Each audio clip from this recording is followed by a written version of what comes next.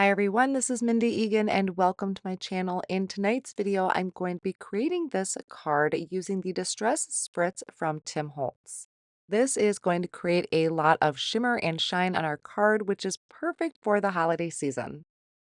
Now, in particular, I'm going to be using these for die cutting. So here I have the Abundant Leaf background die from Simon Says Stamp, and I will be using the Poinsettia Swag stamp set for my sentiment. The Abundant Leaf background is a large die, or I shouldn't say large. It fits on an A2 size panel, but I say it's large because it does take up an entire card front.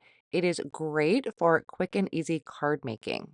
Now here I have one of the bundles of the Distress Spritz. These are the brand new colors that were just recently released, gifted to me from Simon Says Stamp. So I was just getting a chance to open them and play with them.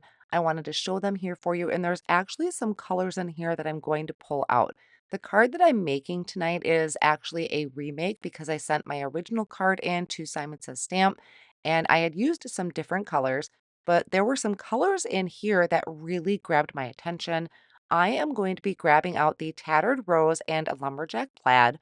I'm also going to pull out the Salvaged Patina and Rustic Wilderness because I was going to use these same distress sprays as I originally did, which is the Saltwater Taffy, Festive Berries, Salvaged Patina, Pine Needles, and Mowed Lawn. And those are in the distress spray stains.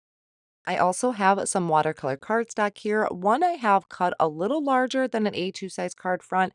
That is going to be for my leafy background. The smaller one is going to be for the berries. I believe I have this one cut about a half an inch bigger than an A2 size, so about 4 3/4 by maybe 6 inches. And I started out by spraying it with the Salvaged Patina. Then I came in with the Mowed Lawn and then a little bit of the Pine Needles. And for one, I forget how fun it is to make backgrounds with those distress spray stains. They are quick and easy.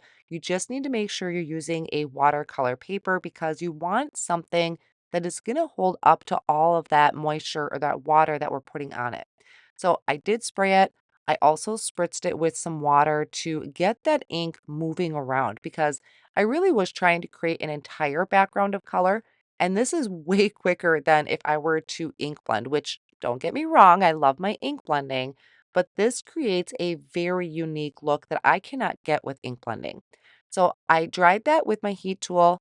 I'm coming back in with spritzes of some water and that salvaged patina to try and bring that lighter color back in certain areas, and then a little bit of that darker shade. Once again, I am going to dry this panel. I'm using a splat box to kind of control or contain all of the splatter. Now that that panel is dry, I'm going to bring in the Salvaged Patina and Rustic Wilderness in the spritz. I'm also pulling in Antique Linen.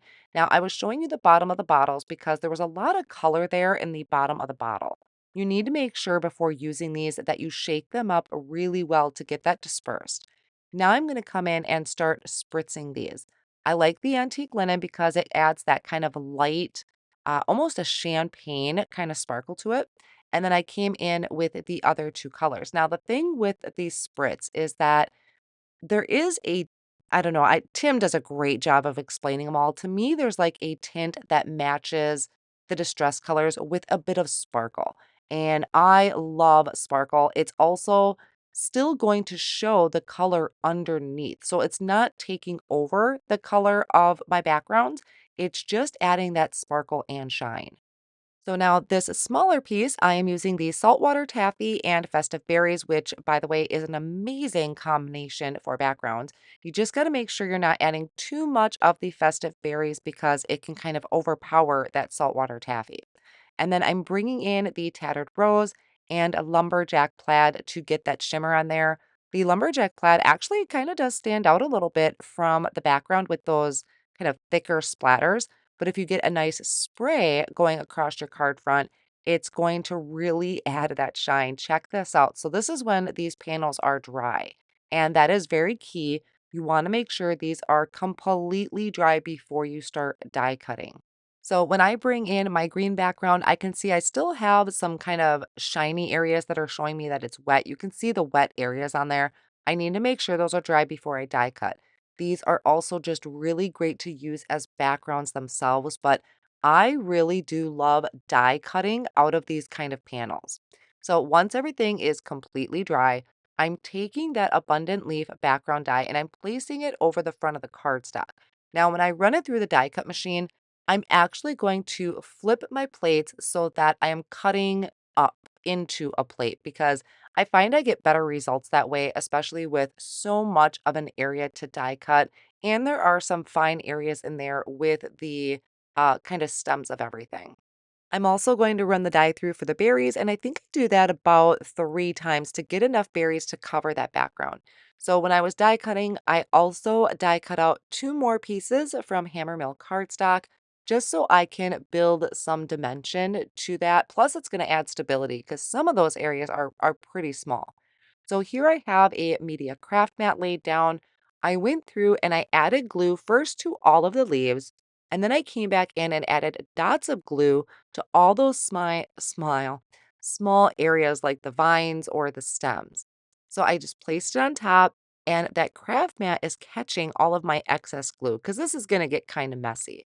Then I'm going to place my die cut piece on the top that's got all that beautiful shimmer, shine, and color. And then I just kind of slowly go through, push down on the leaves first, and then I use my tweezers to kind of help guide everything into place. So I'm going to set this off on the side for a minute and I'm going to work on a quick background to attach that piece to.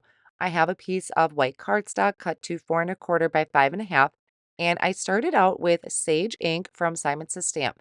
And as I stated earlier, I'm actually recreating a card. And when I was choosing my colors this time, I chose colors that matched the die cut piece a little bit better. I will show a picture at the end of my original card, which is actually it has more olivey tones, kind of brighter toned greens to it than this one, but I love both of them.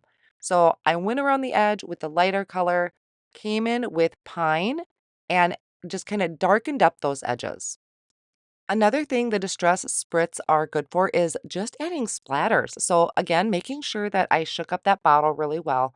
I just put some drops onto my glass work surface and flicked my background with the antique linen distress spritz.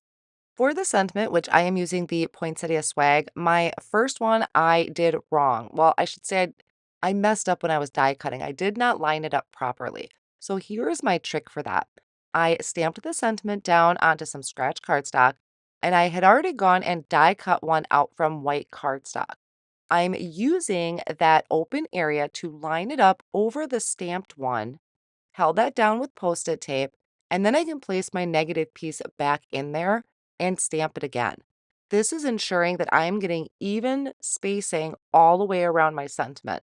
So if you ever are struggling to line up your die, give this a try with your sentiment, and I guarantee it's going to be a lot better and a lot easier with some of those finer sentiments. Before I do any gluing down, I'm going to create my card base. So I'm using my scoreboard to score at 4 1/4 and then reinforce that with my bone folder. So I have a card base that is 4 1/4 by 5 1/2. And then I can attach my blended panel to the front of this using a tape runner. I have some extra detail work that I want to add to this, so it is always best to get the front of my card complete and attached to the card base before I do any of that. Then I could add my liquid glue to the back of my die cut piece. Once again, I started with the leaves and then went around with little dots of glue to the finer areas and placing this on the front of that card base. I'm going to place something heavy on this and let that sit for a minute or so to make sure everything is really secure in place. I want to add a little bit more dimension to my berries, so I did die cut them out of white cardstock, and I'm going to go around, I'm adding just a little bit of glue to each of the berries, and then using my embellishment tool, I'm going to place the white berries on top. So this is just adding a little bit more depth. You don't have to do this if you want to kind of limit how much dimension you have on the front of your card. But once I have that done, now I'm coming in with my die cut berries. And what I really love about this is that they are kind of multicolored. So some of them are light, some of them are dark, some of them are light and dark. And once I had all the berries on there, then I could come in and add my sentiment to the front. So now I'm going to be bringing in glossy accents and the unicorn confetti from Simon's Stamp, which is amazing to use during the holiday season. It's going to add a ton of sparkle to a card. I'll go through, add the glossy accents to all of the berries. This is what I'm going to use to attach that unicorn confetti. Now, you could just leave the berries as is. You could leave them with just the glossy accents, but I thought it would be really, really pretty to add that unicorn confetti over the top. So I have some scratch paper off on the side that I'm going to sprinkle my unicorn confetti over, tap off any excess. There might be a little bit left in between, but once everything is completely dry, I'll just brush those away. Now, in hindsight, I do have 2 berries underneath my sentiment that I did not do. I kinda did my sentiment first, and now that I'm looking at it, those 2 berries underneath, kinda stand out to me like a sore thumb. So, not sure if I should have waited to add my sentiment, or maybe you didn't even notice it until I just pointed it out. Either way, I love how both of these cards turned out. I love the shimmer and shine that the spritz adds to the background and using it with my die cuts and then topping that off with the unicorn confetti. All of my supplies will be listed down below in the video description and over on my blog. I want to thank you all so much for joining me, and I will see you again real soon.